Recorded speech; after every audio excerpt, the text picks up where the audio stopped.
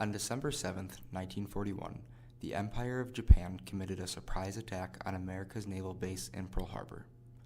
183 Japanese aircraft and submarines killed more than 2,000 Americans, sank 5 battleships, and destroyed 152 U.S. planes.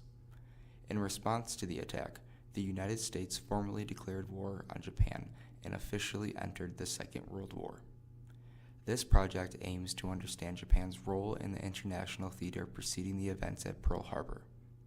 In the following minutes, we will discuss nationalism and internationalism as two formative aspects of the volatile interwar period.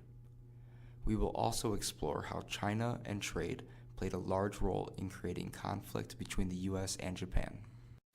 It can be argued that the roots of World War II emerged from unresolved issues following the First World War. In 1918, President Woodrow Wilson produced his 14 Points to Congress, a benchmark of international diplomacy which established the League of Nations. Although the United States never became a member, the League, which was headquartered in Geneva, Switzerland, witnessed a brief period of popularity among the European nations involved.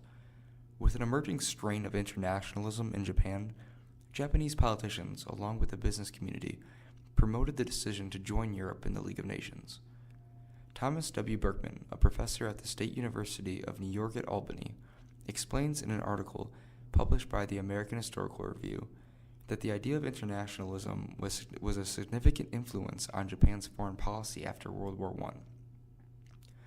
According to Berkman, Hara Takashi, who was the Prime Minister of Japan in 1920, understood that the world was entering a period in which one country could not stand alone when creating a policy with international implications.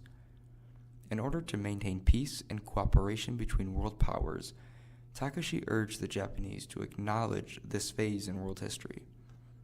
Despite the support from Japan's prime minister at the time, there was much backlash for his cooperation with the Western organization.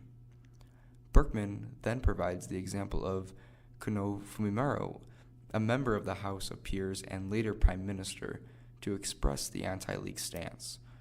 Fumimaro vehemently preached against Japan's entry into the League and expressed the nationalistic sentiment of many Japanese citizens when he argued that the League was nothing more than a, quote, Anglo-American criminal conspiracy. According to renowned historian Walter Lefebvre, the origin of the war between Japan and the United States began in September of 1931, when Japan's Kwantung Army invaded Manchuria and established the state of Manchukuo. With exports falling heavily between 1929 and 1931, Japan relied heavily upon Manchukuo to provide them with raw materials and a market for their goods. However, on February 24, 1933, the League Assembly voted to condemn Japan's invasion of Manchuria by a vote of 42-1. In an infamous act of defiance, the Japanese delegates stormed out of the assembly hall.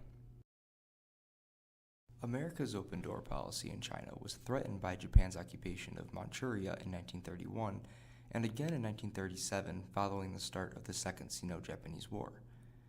After Japan had committed a second act of aggression, their actions were morally condemned again by the League of Nations.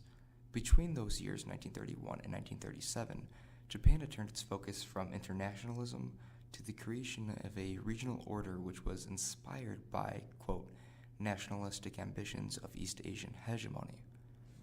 In response to Japan's aggression in East Asia, the U.S. froze Japanese assets and cut off their oil supply. And on December 1, 1941, the Emperor of Japan gave the final approval for the attack on Pearl Harbor.